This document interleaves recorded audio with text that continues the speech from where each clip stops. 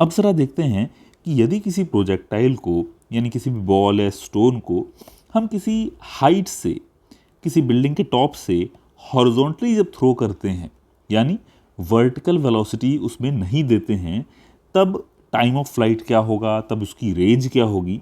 Let us see that. अब किसी height से यदि हम किसी ऑब्जेक्ट को थ्रो कर रहे हैं, मान लो u वेलोसिटी के साथ, जैसा यहाँ पर हमें दिख रहा है, तो केवल और केवल हमने हॉरिजॉन्टल वेलोसिटी ही दी है। And horizontal velocity means what, x direction में दी गई वेलोसिटी। यहाँ पर x डायरेक्शन की वेलोसिटी हमने मान ली है u मीटर पर सेकेंड है। y डायरेक्शन में कोई वेलोसिटी दी नहीं थी, तो uy ज़ीरो हो गया, यानी initial velocity in y direction is zero. But हमें यहाँ एक चीज़ मालूम है। क्या मालूम है हमें? कि वर्टिकल डायरेक्शन में acceleration due to gravity g already present है। अर्थ तो भाई ग्रेविटी का फोर्स लगा ही रही है ना, तो इस एक्सेलरेशन ड्यू टू ग्रेविटी के कारण ऑब्जेक्ट धीरे धीरे नीचे की तरफ आएगा। मतलब इसमें वर्टिकल डायरेक्शन में वेलोसिटी इंक्रीज होने लगेगी ग्राउंड की तरफ। ओके, और थोड़ी दूर जाकर के ये अर्थ को वापस से टच करेगा, ग्राउंड पर आ जाएगा। ठीक है, कितनी दूर आकर के ये ग्राउंड पर गिर रहा है उसको हमने मान लिया है कैपिटल R, यानी R मीटर्स इसकी रेंज हो गई। अब जरा आगे बढ़ते हैं। सबसे पहले देखते हैं टाइम ऑफ फ्लाइट क्या होगा। अच्छा, टाइम ऑफ फ्लाइट का मतलब होता है जब तक प्रोजेक्टाइल हवा में रहेगा। सो वर्टिकल मोशन के लिए हम यहाँ पर टाइम निकालने के लिए सेकेंड इक्वेशन ऑफ मोशन लगा सकते हैं, s is equals to ut plus half et square. यहाँ पर सब कुछ हमें y डायरेक्शन में लेना है, इसका ध्यान रखेंगे। सो फाइनली जब बॉडी प्रोजेक्टाइल ग्राउंड पर पहुंच गया है, तब इसने कितना डिस्प्लेसमेंट कवर कर लिया है वर्टिकल डायरेक्शन में, वो हमें क्लियरली दिख रहा है। भाई वर्टिकल डायरेक्शन में h हाइट नीचे आ चुका है, ग्राउंड पर आ चुका है। ठीक है, तो वर्टिकल डिस्प्लेसमेंट हमारा हो गया -h। Okay, initial velocity y direction में हमारी कुछ थी ही नहीं, जीरो थी। एक्सेलरेशन ड्यू टू ग्रेविटी भी नीचे की तरफ था, तो उसे भी हम -g लेंगे।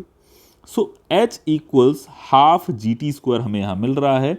यहाँ से टाइम ऑफ फ्लाइट निकल के आ रहा है √2h/g। This is our time of flight. Okay, ये हमारा यहाँ पर टाइम ऑफ फ्लाइट है। अब ज़रा नेक्स्ट टॉपिक देखते हैं, दैट इज हॉरिजॉन्टल रेंज। अब इसी तरीके से हॉरिजॉन्टल रेंज कैसे निकाला जाए? भाई हमने टाइम निकाल लिया है, हमें एक और चीज़ मालूम है कि हॉरिजॉन्टल वेलोसिटी कांस्टेंट है। इसकी हॉरिजॉन्टल वेलोसिटी कांस्टेंट है, horizontal velocity is constant. And because of this velocity को जब हम टाइम से मल्टीप्लाई करते हैं हमें क्या मिल जाता है? डिस्प्लेसमेंट।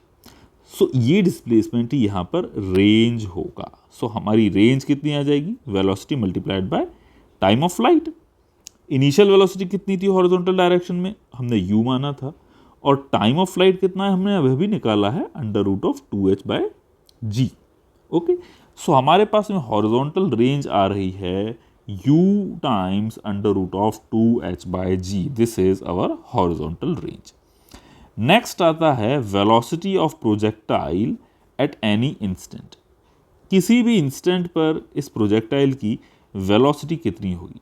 अब यहाँ पर हमें एक चीज़ तो मालूम थी कि हॉरिजॉन्टल वेलोसिटी प्रोजेक्टाइल की कांस्टेंट होगी, वर्टिकल वेलोसिटी चेंज हो रही है। हॉरिजॉन्टल वेलोसिटी x डायरेक्शन में हमेशा u मीटर पर सेकेंड रहेगी, but vertical velocity y direction में v equals to u plus at से हम निकाल देंगे। v equals u plus at से हमें y डायरेक्शन में वेलोसिटी मिल सकती है। ओके, अगेन हमें मालूम है इनिशियली y डायरेक्शन में कोई वेलोसिटी थी ही नहीं, uy was zero. So v equals -gt हमें मिलेगा, यानी -gt मीटर पर सेकेंड वेलोसिटी होगी किसी t टाइम बाद। या नेगेटिव साइन से हमें इतना ही बस ध्यान रखना है कि नेगेटिव साइन यहाँ पर नीचे की तरफ डायरेक्शन को बता रहा है, यानी डाउनवर्ड डायरेक्शन को बता रहा है। ओके, अब हमें y डायरेक्शन में भी वेलोसिटी मिल चुकी है और x डायरेक्शन में भी वेलोसिटी मिल चुकी है किसी भी इंस्टेंट पर। सो टोटल वेलोसिटी कितनी हो जाएगी? √x कंपोनेंट का स्क्वायर प्लस y कंपोनेंट का square. It means u square plus gt का whole square. So this will be our net velocity √u square plus g square t square. Okay, अब यदि velocity theta angle बना रही हो vertical के साथ, भाई ये हमने नेट वेलोसिटी निकाली, एक्स कंपोनेंट और वाई कंपोनेंट मिला हमें, तो भाई वर्टिकल के साथ कुछ ना कुछ एंगल तो होगा ना। कितना एंगल होगा वर्टिकल के साथ इस नेट वेलोसिटी का, उसके लिए हम क्या करेंगे, tan थीटा का यूज़ करेंगे। So tan theta equals V Y upon V X, this will be equal to G T by U. यहाँ से हमें tan थीटा मिल रहा है tan inverse G T by U. This is the angle made by projectile with the vertical. Okay, vertical line के साथ projectile की velocity जो एंगल बना रही है वो एंगल हमें यहाँ से मिलेगा। ओके, नाउ अब प्रोजेक्टाइल का एक क्वेश्चन लेते हैं। ठीक, a body is throne horizontally from the top of a tower and strikes the ground after 3 seconds at an angle of 45 degree with the horizontal. Find the height of the tower and speed with which the body was projected. यहाँ question क्या कह रहा है, यहाँ question कह रहा है कि एक बॉडी को थ्रो किया गया है हॉरिजॉन्टली टावर के ऊपर से और 3 सेकेंड बाद 45 डिग्री के एंगल पे वो ग्राउंड पर आ गई है। It strikes the ground after 3 seconds at an angle of 45 degree with horizontal. Okay. Find the height of tower, हमें टावर की हाइट निकालनी है और वो स्पीड निकालनी है जिससे बॉडी को इनिशियली प्रोजेक्ट किया गया था। ओके, सो प्लीज़ पॉज करके इस वीडियो को ट्राई कीजिए इस क्वेश्चन को।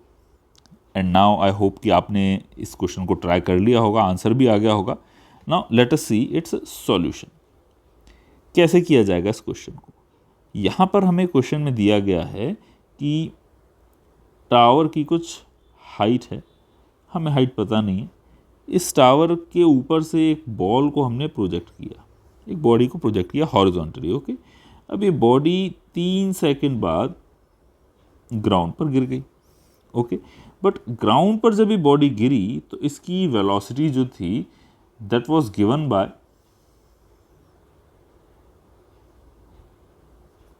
This vector, means 45 degree with the horizontal. मतलब जाहिर सी बात है वर्टिकल से भी 45 डिग्री का एंगल बना रही होगी। Okay, so this was the final velocity. अच्छा, फाइनल वेलोसिटी का 45 डिग्री एंगल बनाने का क्या मतलब? हॉरिजॉन्टल कंपोनेंट ये होगा ux और वर्टिकल कंपोनेंट ये होगा वेलोसिटी का uy।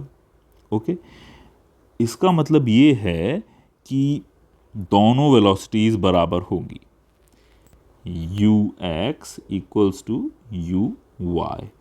ठीक है, फाइनली दोनों वेलोसिटीज बराबर हो चुकी हैं। मतलब जो इनिशियली हमने खाली हॉरिजॉन्टल वेलोसिटी रखी थी वो हॉरिजॉन्टल वेलोसिटी तो हर जगह कांस्टेंट रहेगी और फाइनली जो हमें वर्टिकल वेलोसिटी मिलेगी वो भी इसी हॉरिजॉन्टल के बराबर हो चुकी होगी जब ये ग्राउंड पर गिरा।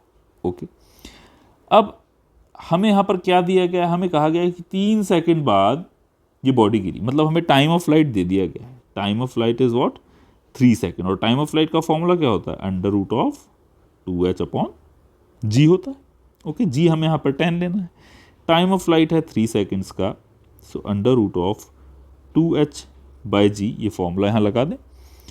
सो अंडर रूट रिमूव करेंगे तो ये 3 9 हो जाएगा, 9 मल्टीप्लाई बाय 10 ये हो गया 90 और 2 आ जाएगा नीचे, 90 बाय 2 ये आ गया हमारा h, यानी h हो गया हमारे पास में 45 मीटर्स। ओके, ये हाइट जो टावर की थी, this height is nothing but 45 metre. 45 metre की टावर की हाइट थी। अब आती है बात कि बॉडी को प्रोजेक्ट इनिशियली कितनी वेलोसिटी से किया गया। इनिशियल वेलोसिटी क्या थी बॉडी की, हमें ये निकालना है। इनिशियल वेलोसिटी निकालने के लिए बॉडी की क्या करेंगे हम? अगेन वर्टिकल डायरेक्शन में v equals to U plus A T तो हम लगा सकते हैं, v equals to U plus A T. Okay, final velocity इसकी कितनी है हमें निकालना है। इनिशियल वेलोसिटी y डायरेक्शन में 0 थी, acceleration due to gravity y direction में था -10 और टाइम कितना लिया इसने? 3 सेकंड का इसने टाइम लिया। तो आंसर हमारे पास में सीधे सीधे आंसर है -30 मीटर पर सेकेंड। ये था हमारा y डायरेक्शन की वेलोसिटी, फाइनल वेलोसिटी। और हम ये जानते हैं कि फाइनल वेलोसिटी जो थी वो हॉरिजॉन्टल के बराबर होगी। So this is our horizontal velocity, finally horizontal velocity. और ये फाइनल हॉरिजॉन्टल वेलोसिटी ही इनिशियल हॉरिजॉन्टल वेलोसिटी के बराबर है। क्यों? क्योंकि हॉरिजॉन्टली तो कोई फोर्स लगा नहीं। सो हमारे पास में इनिशियल वेलोसिटी कितनी आ गई? 30 मीटर पर सेकेंड आ गई हॉरिजॉन्टली। ओके, देयरफॉर फाइनली जब ये ग्राउंड पर पहुंच रहा था तो इसकी फाइनल स्पीड कितनी हो जाएगी? फाइनल स्पीड हो जाएगी under root of V X square plus V Y square, that is under root of 30 square plus 30 square. This will give us 900 plus 900 means 1800 का अंडर रूट, यानी 1800 का अंडर रूट यानी 30√2 metre पर seconds. Okay, ये हमारी आ गई final velocity. और initial velocity जिससे इस बॉडी को प्रोजेक्ट किया गया था वो थी केवल और केवल 30 मीटर पर second in horizontal direction. Okay, so यहाँ पर हमारा ये क्वेश्चन खत्म होता है। इसके बाद इसी तरीके से एक नेक्स्ट क्वेश्चन लेते हैं।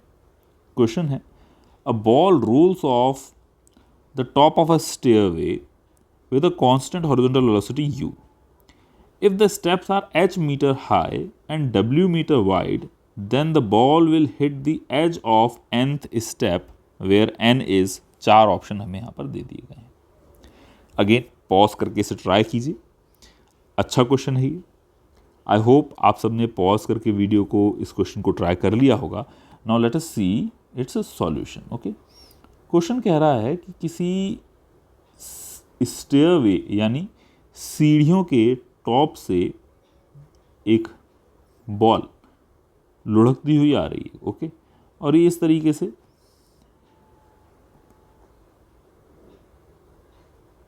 जब फाइनली आ रही है तो nth स्टेयर की एज पे टकरा रही है। मान लो this is nth stair. Okay, ये बॉल रोल होती हुई यहां से आई और यहाँ पर आते आते कुछ हॉरिजॉन्टल वेलोसिटी इसके पास आ गई थी।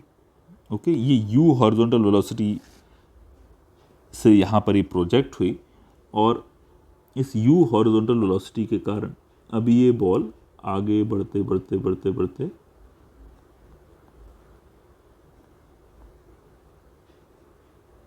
इस एज से टकराते हुए आगे बढ़ रही है। Okay, so this is the edge of nth step. इस स्टेप को हम nth स्टेप मान लेते हैं। ओके, अब टोटल वर्टिकल हाइट इस बॉल ने कितनी कवर कर ली होगी? हमें मालूम है हर स्टेप की हाइट कितनी है? h metres. हर स्टेप जो है वो h मीटर्स की हाइट वाली थी। ओके, ऐसे टोटल इसने nth स्टेप पर ही पहुंची। फाइन, सो टोटल हाइट इसने कितनी कवर कर ली होगी भाई? n times h। So therefore net vertical displacement